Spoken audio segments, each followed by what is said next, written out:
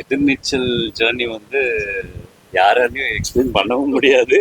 ஏன்னா எக்ஸ்பெக்ட் பண்ணல யாருமே. நான் இப்படி வந்தோம்னா நார்மலா எல்லா சீரியல் நம்ம பண்ற மாதிரி நம்ம ஒரு ப்ராஜெக்ட், சரி இதுவும் நமக்கு ஒரு ப்ராஜெக்ட் அப்படின்னு சொல்லி தான் வந்தது இல்லை.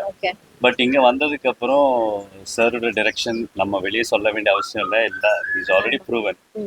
ஸோ அவரோட டைரக்ஷன்ல வந்து இங்க என்ன give space to the artist. Main என்னன்னா இப்போ வந்து ரெஸ்ட்ரிக்ட் பண்ண மாட்டாங்க. இப்போ ஒரு கேரக்டர் இப்போ ப்ளே பண்ணுறாங்க, நந்தினி ப்ளே பண்ணாலும் கதிர் ப்ளே பண்ணாலும் யார் ப்ளே பண்ணாலும் அந்த கேரக்டர் வந்து லெட் ஆஃப் என்ன பண்ண முடியுமோ பண்ணுங்க, கண்டென்ட் தான் நீங்கள் எப்படி வேணாலும் ப்ளே பண்ணுங்கன்ற மாதிரி தான். அதுதான் தட் இஸ் த மெயின் ஸ்ட்ரென்த்ன்னு நினைக்கிறேன் இது சக்ஸஸ்ஃபுல்லாக வந்ததுக்கு. பிகாஸ் மற்றது நம்ம பண்ணியிருக்கோம், நம்ம மற்ற தப்பு சொல்லலை. பிகாஸ் அவங்க அந்த டைலாக்னா அந்த டைலாக்லாம் நம்ம நிறுத்திடணும். பட் இங்கே வந்து ஒரு டக் ஆஃப் இருந்துகிட்டே இருக்கும், போட்டி இருக்கும் எல்லாருக்குமே. வந்து அந்த பர்ஃபார்மன்ஸில் வந்து ஒவ்வொரு சீன்லையும் இந்த சீன்ல நீ என்ன பண்ற நான் என்ன பண்றது பட் வெளியே சொல்ல மாட்டாங்க. பட் பண்ணதுக்கு அப்புறமும் வந்து எவ்ரி ஒன் இல்லை அப்ரிஷியேட். இந்த செட்டை பொறுத்த வரைக்கும் அது ஒரு ப்ளஸ் தான் சொல்லுவேன்.